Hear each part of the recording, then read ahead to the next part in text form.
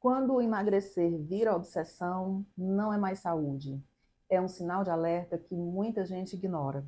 Para falar sobre comportamento alimentar, estamos hoje com duas especialistas da área, a nutricionista Daniela Vieira e a psicóloga Liana Souza. Bem-vindas, meninas. Obrigada. Bom, e para começar, eu queria entender, vamos começar aqui pela Daniela.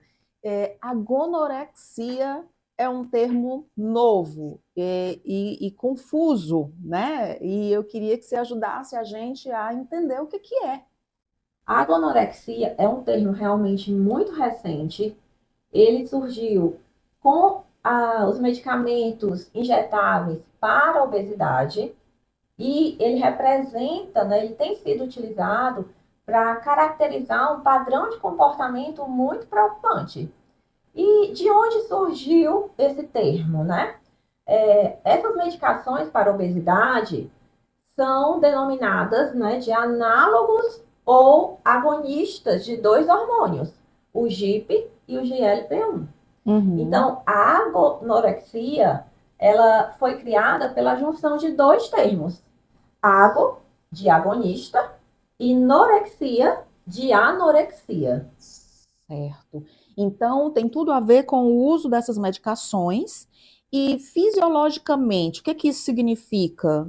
Tem a ver, então, com o que essas medicações fazem no nosso corpo? Sim, de um modo bem simplista, esses medicamentos, né, que imitam dois hormônios que nós temos no corpo, eles reduzem o apetite e retardam o esvaziamento gástrico, Uhum. né? São dois mecanismos que são úteis dentro do processo de emagrecimento. Bom, então decorre de um funcionamento fisiológico a partir do uso de uma medicação com o objetivo do emagrecimento, mas quando a gente fala de anorexia, a gente está falando também de um transtorno, né? Sim. Então tem todo um impacto psicológico, comportamental. Como é isso? Essa parte mais comportamental, Liana? Então, a anorexia está dentro dos traços dos transtornos alimentares, né? Que é o medo de engordar, o medo de comer, né? E aí, em virtude de ter iniciado uma medicação para emagrecer ainda mais, ou emagrecer alguns quilos, tem o medo de deixar aquela medicação e voltar a engordar. Então, virou uma obsessão. Entendo. Agora a obsessão não é mais na relação só com a comida, mas é uma relação com a medicação também? É, de deixar a medicação e voltar a engordar muito, né? Sim. E também com a medicação, o medo de comer e engordar. Então, acaba que tem muito medo, muita ansiedade envolvida, muitas distorções envolvidas, né? E a própria distorção da imagem corporal Sim. são traços da anorexia. Por isso o termo que está em conjunto com a anorexia. Mas não fecha um diagnóstico. Uhum. Não é um A diagnóstico gonorexia ainda. não é um transtorno Não, descrito, né? Não tem não. uma... Ainda não, né? Uhum. Sim. Mas são traços do transtorno alimentar, que é preocupante, como a Daniela falou, e a sociedade está precisando realmente ter um olhar melhor para isso. Tudo vem se atualizando, se traz como tecnologia, se traz como solução para os problemas, mas na verdade são coisas que vão trazendo outros problemas novos, né? E aí estão surgindo essas novas questões no consultório, né? Sim. Como é que elas surgem no consultório de forma prática? O que a gente tem visto é que muitas pessoas estão fazendo uso desses medicamentos, né, injetáveis para obesidade, sem o acompanhamento nutricional, o que torna o processo de emagrecimento muito perigoso, porque vai alterar ainda mais a composição corporal do ponto de vista negativo. Essas medicações, elas geram uma perda importante de massa muscular. Geralmente rápida, né? Sim, tanto de gordura, mas também de massa muscular. Se não houver um acompanhamento nutricional adequado, essas pessoas vão ter uma restrição alimentar por conta própria, vão realizar refeições inadequadas, levando a deficiências de nutrientes e induzindo o metabolismo a ficar acostumado com essa escassez. É possível, inclusive, que comece a mascarar uma desnutrição. Sim. E aí entra o que a Liana falou, né? O receio de parar a medicação e reganhar o peso. O que é mais fácil de acontecer se não houve o acompanhamento nutricional durante o processo.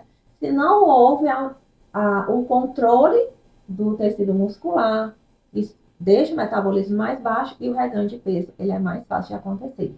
Mas a gente está vendo hoje, né, as pacientes com esse medo de voltar a engordar de uma forma muito exacerbada, né? E aí elas estão cada vez mais restringindo a alimentação. A gente não sabe hoje se é porque ela não sente fome como efeito do medicamento ou se é porque ela tem medo de comer e voltar a engordar. Ou seja, acaba, de certa forma, induzindo a anorexia mesmo, né? Exatamente, que é exatamente as duas situações, né? Porque a medicação já induz, sim, a saciedade. A privação. A privação. Já é uma dieta restritiva, né? Já não tem fome. E aí junta com o emocional, né?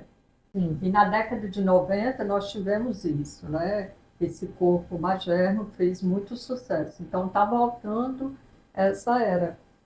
Então, assim, a gente precisa ter esse olhar mais de preocupação. Foco na saúde, né? Foco na saúde, né? E não da beleza por si só. Por uma beleza de moda, inclusive, né? Que prejudica a saúde. Não tem problema ser magra, né? Não. A questão é encontrar esse corpo desejado, né, de uma forma saudável.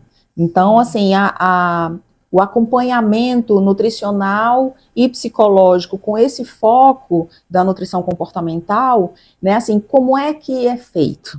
Né? Olha, vamos olhar aqui pelos dois aspectos, né? Pelo acompanhamento com a nutricionista, pelo acompanhamento com a psicóloga. Quando o paciente ele chega com esse desejo autêntico de emagrecer, né, não há problema algum, desde que ele entenda que ele quer emagrecer por ele, né? E não para alcançar um padrão socialmente imposto, né? É um padrão que, como Liana pontuou, é associado a sucesso, à beleza, a status, né? A pertencimento, né? A aceitação. O grande risco é quando esses pacientes querem emagrecer a todo custo, né? Quando o emagrecimento é mais importante do que a saúde. Sim. E aí a gente, enquanto nutricionistas voltadas para a abordagem do comportamento alimentar, a gente tenta esclarecer, né? Legitimar esse desejo de emagrecimento, mas buscando sempre o olhar para a saúde. E no consultório da psicologia? No consultório da psicologia, além de trabalhar a questão da aceitação do seu próprio corpo, da sua própria estrutura, né, que é um bom começo, porque nem todos nós vamos ter o corpo da Gisele, por exemplo, né? Nós temos estruturas diferentes. Então, essa própria aceitação já é um bom passo, né? E aí, com Mindfulness, a gente vai trabalhando a autocompaixão. Bom, a gente começou falando que a agonorexia ela está muito relacionada ao uso de medicações, mas as medicações muitas vezes elas são necessárias, sim, né? Nem sempre ela vai desencadear a agonorexia. Como é que é isso? Sim, a gente tem que valorizar o surgimento desses medicamentos injetáveis, né, para o tratamento da obesidade. A gente sabe que a obesidade é uma doença crônica, recidivante, e ter surgido esses medicamentos é um grande avanço, né? Nem todas as pessoas que fazem uso desses medicamentos vão chegar a ter a agonorexia. Então, o problema da agonorexia não são as medicações em si, mas é o uso dessas medicações em pessoas que já têm uma fragilidade na sua relação com a comida e com o corpo. Eu queria deixar um recadinho também, se você percebe que tem uma impulsividade que lhe leva à comida, muita ansiedade, procure acompanhamento psicológico. Por quê? Porque isso vai lhe ajudar na sua relação com a comida, né? E, naturalmente, você vai ali perder peso, né? Como Sem consequência, né? necessariamente recorrer a grandes medicações. Perfeito. Obrigada, gente. Bom, com certeza ainda existem outras dúvidas e vocês podem deixar aqui nos comentários as dúvidas de vocês, para os profissionais poderem responder, tá? Manter contato. Segue a gente nas redes sociais, curte o nosso vídeo e, querendo agendar a consulta com a nutricionista Daniela Vieira, com a psicóloga Liana Souza, entre em contato, é só clicar no link da bio.